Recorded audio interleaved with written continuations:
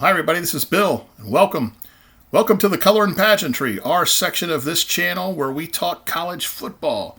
And this week we're going to present our weekly top 25. We're going to take a look at who is in and out of the top 25 this week and what teams are looking for a spot in the rankings. In addition, we're going to see around the country who's hot and who's not.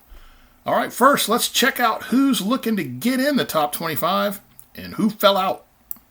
Okay, so the teams that fell out, we had three of them that fell out of our top 25. First of all, Kentucky. We think they're a pretty good football team, but they absolutely got blasted at Rocky Top. Now, Tennessee obviously can light up the scoreboard, but that was not a great effort by Kentucky, so we're going to throw them out of here for right now.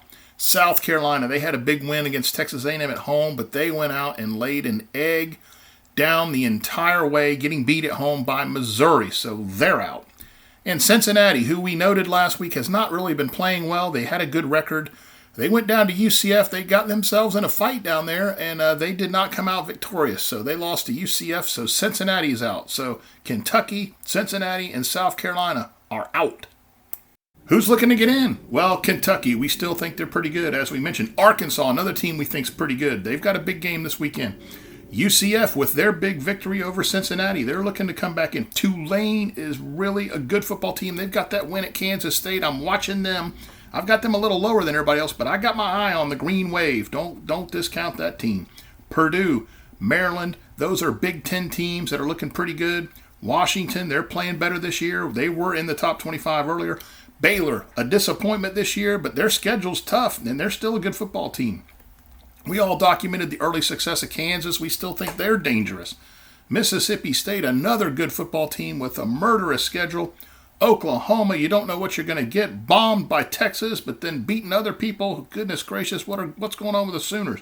Minnesota, that's a team to watch. I don't know how good they are, but they should have a good record by the season's end. They'll be in a bowl game. Don't doubt that for a moment. Washington State, that's a decent football team out there on the Palouse this year. Louisville, they beat Wake Forest this week. They're a Jekyll and Hyde. They're beaten by some people and really dangerous when their game is on. Louisville, they're looking to get in the top 25. Cincinnati with that loss to UCF we mentioned. And Duke is playing pretty decent football in the ACC, so we got our eye on them and their new football coach. Now, before we look at who's hot and who's not, let's take a note that Bryan Harsin has been fired at Auburn. Now, everyone knew this was going to happen. This was wrong from the very beginning. So he's out of there at Auburn. I know the Tigers are looking at Lane Kiffin. I don't think he moves from Ole Miss to Auburn. I think Dion would be good there, but they got to be looking at Hugh Freeze from Liberty. That's probably where I'd be looking if I was Auburn. I know they have the Auburn Creed, and maybe Freeze doesn't fit it. Beyond that, you got me, but Bryan Harsin is out on the plains at Auburn. Okay, in the top 25, let's start our climb to number 1. At 25th, Oregon State. This is a good... We picked them about third in their division in the Pac-12 ahead of where most other people picked them. We like Oregon State. Now, they're dangerous out there. They're 6-2. Florida State is 24th. They're looking much better this year. Tough game at the Canes. I know Miami has looked like garbage all year, but when Florida State comes rolling into town, the best the Hurricanes got to offer will be on display Saturday night. So a big game for Florida State to take care of business. Liberty, watch out for these guys. They are on the road at Arkansas and could really come off with a stunning victory there if they can pull that off. The Texas Longhorns are looking better this year. Oklahoma State is 21st. Got absolutely blasted by Kansas State 48-0. Their quarterback got hurt. It is a disaster for the Cowboys. Good grief, that caught our attention. Man, that was a really stunning outcome there. Syracuse is 20th. They're kind of falling off a little bit. Notre Dame got hold of them last week and defeated the Orange. Now, Wake Forest, 8 turnovers against Louisville. Man, what a disaster for the Demon Deacons. They fall to 19th. North Carolina State looks like they almost lost Thursday night, but it looks like they may have found a quarterback to help them now that Devin O'Leary's down. So they came back and won the football game. So we'll see how they do for the rest of the year. They're at 18. Penn State, nice effort against Ohio State, but just outclassed. Penn State is 17th. LSU is 16th. The Tigers are dangerous. Brian Kelly's, he's doing what he's doing. I'm kind of surprised. I didn't think he could win them over, but they're playing better. They're going to tangle with Alabama this week, so that'll be a really interesting game to watch there. North Carolina, they're 7-1. They're 15th. The Tar Heels are looking like the team to represent the Coastal against Clemson in the ACC championship game. Kansas State, they've had their moments. They've also not looked so good, but boy, did they. And they didn't even have Adrian Martinez. Wes Howard, their backup quarterback, did all this damage. 48-0 over Okie State. Kansas State, back in there at 14th. Illinois, Brett Bielema, powerful running game, strong lines of scrimmage. They didn't look great, but they got it done against Nebraska. They're 13th, 7-1. They look like the class of the Big Ten West. Ole Miss is 12th, 8-1. That's a danger. I think they could beat just about anybody. Utah's 11th. They're a very good football team. We had them ranked 4th in the preseason. They've had some issues, but they're in at 11th. And UCLA is 10th. The Bruins, great season under Chip Kelly. They do have a loss, but they could still do a lot of damage. Southern Cal is 9th. Now, they gave up a lot of points to Arizona, but they have a prolific offense. They've only got the one loss to Utah, the one-pointer on the last play of the game. So Southern Cal's 9th. Oregon, after the beating they took against Georgia, has really looked sharp. They're coming in at 8th for us. The Ducks. Now, Texas Christian. This could be a playoff team the way things are shaping up. They've really got it going out there. The Horned Frogs, watch them. They're 8-0, and they may be higher. Let's watch them, see how far they can climb. Michigan is 6th, 8-0. We kind of question their schedule a little bit, but hey, the Wolverines, it's going to come down to them and Ohio State. So don't even worry about that.